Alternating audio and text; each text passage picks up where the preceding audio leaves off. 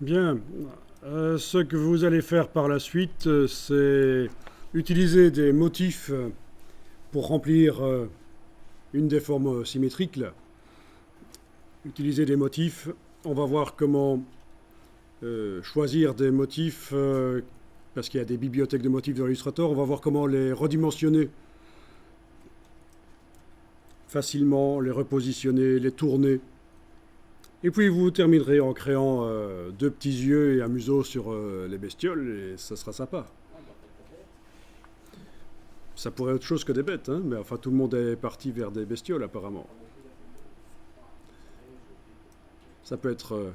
oui.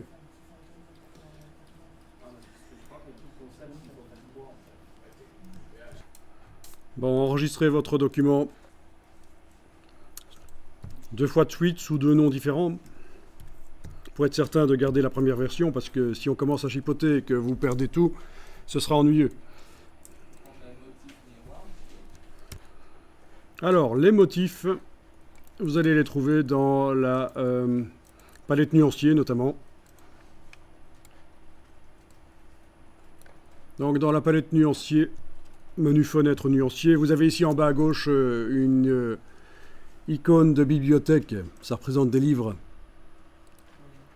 Et là-dedans, vous avez les bibliothèques. Donc parce qu'en fait, il y a déjà 2 motifs qui sont proposés dans la palette nuancier ici. On peut d'ailleurs les tester. Vous sélectionnez avec la flèche noire votre demi-dessin et vous lui appliquez un motif ou l'autre. Bon.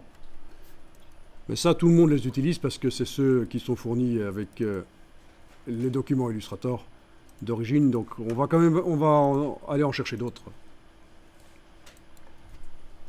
Donc en bas à gauche, dans la palette nuancier, vous allez jusque motif. Et on peut aller chercher par exemple décoratif, héritage décoratif.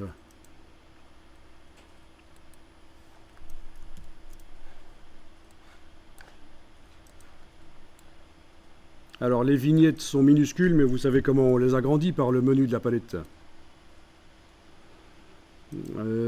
Liste de grandes vignettes ou affichage par grande vignette, voilà.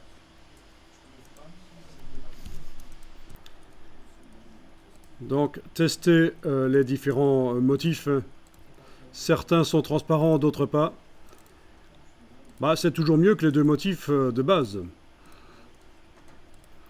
Alors ensuite on va voir comment on les redimensionne et on les tourne éventuellement.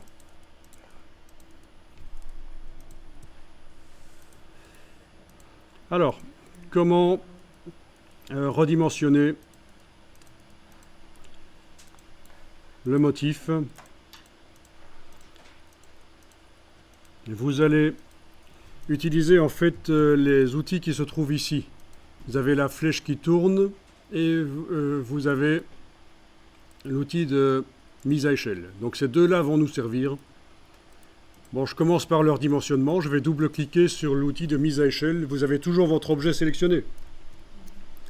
Vous double-cliquez sur l'outil de mise à échelle dans la palette des outils. Et voilà comment on peut redimensionner un motif avec cette boîte. Vous allez cocher la transformation de motif et décocher transformation d'objet, parce qu'en fait on ne veut pas redimensionner l'objet, on veut redimensionner le motif qui est sur l'objet. Vous allez cocher la case aperçu.